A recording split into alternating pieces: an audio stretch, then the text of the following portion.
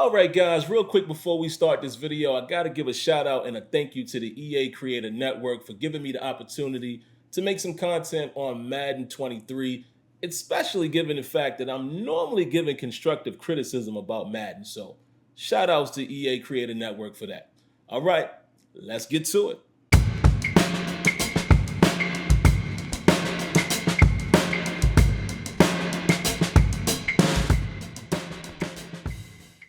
All right, guys, let's get into this, man. And really quick before we get into it, I want to show you guys something. You're going to see here, there it is, that I'm actually recording this video as well from the console because I've been having some issues with my HD 60S Plus using the 4K utility. For whatever reason, it seems like it skips frames or it has a little hiccup in it. You're going to see it in just a moment.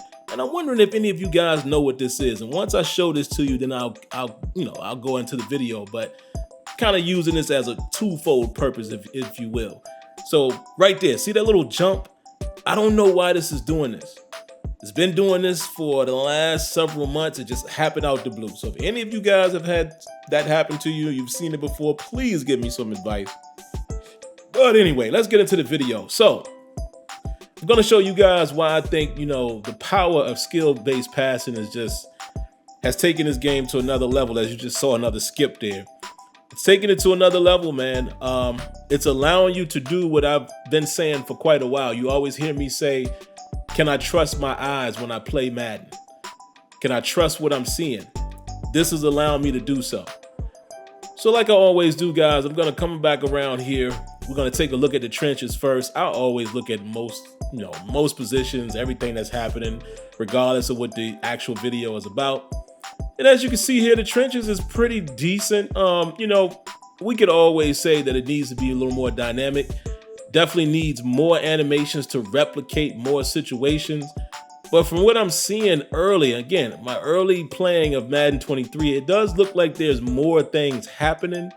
Not to say that the trenches is, where I would like them to be, of course. I would like them to dedicate a whole cycle to the trenches, just make it more physical, more dynamic, more weight, more momentum, more leverage. But look at this right here. This is interesting. I don't recall seeing this in Madden 22. Look at how Najee Harris here is actually going to get a chip on his way out, and not out, on his way up the middle. I don't recall seeing that in previous Maddens. Maybe we did. I don't know. I don't recall seeing that. But let's take a look at this as well. I'm basically showing you, look, there's another one of those hiccups. So guys, please, if y'all have seen this, if you're experiencing the same issue, please give me some help on that.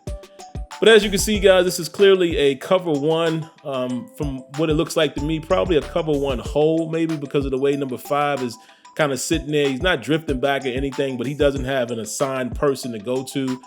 Everyone else is accounting for, their man and man coverage. And we're going to look at this other side here in just a moment. I'm going to show you where the magic happened and where I was able to trust my eyes.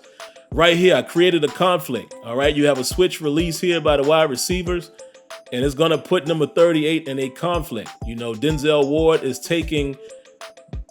he's starting to go in to go after Chase Claypool. And because of that, and you see some contextual awareness there, I think there's an improvement there. But, we can continue, EA, if you're listening, continue to improve the fluidity and natural movement, natural, realistic interactions in situations as such. But, that's cleaner than what we've seen in previous years. But anyway, this creates a natural pick of the two defenders. I put them in conflict, and I know right now I have an opportunity. Now, in previous Maddens, as recent as Madden 22, this is more likely going to be a pick.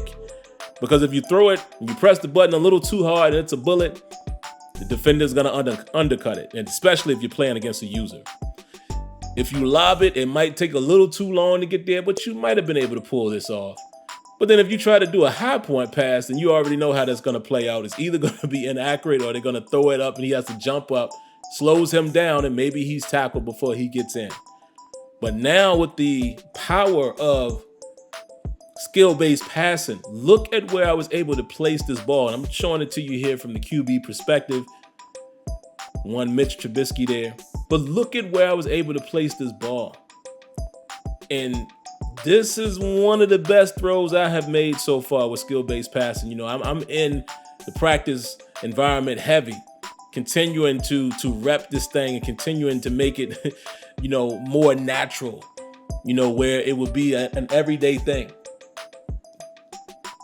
You know, it'll be like second nature. But look at this, man. I mean, that's beyond beautiful in my opinion. You know, regardless of how you feel about certain things about the game, this alone is outstanding. This is something that I could not do in previous Madden titles. All right, so again, just looking at it again here in regular speed, man. Again, trusting my eyes, getting the ball out where it needs to be, putting it in a perfect spot. And yeah, man, that is the power of skill-based passing. And there I am stopping the video again. Yeah. But anyway, guys, that's going to do it for this one. Of course, if you haven't already, make sure hit that like button, turn on your notifications, subscribe to the channel, and I'll catch you in the next one.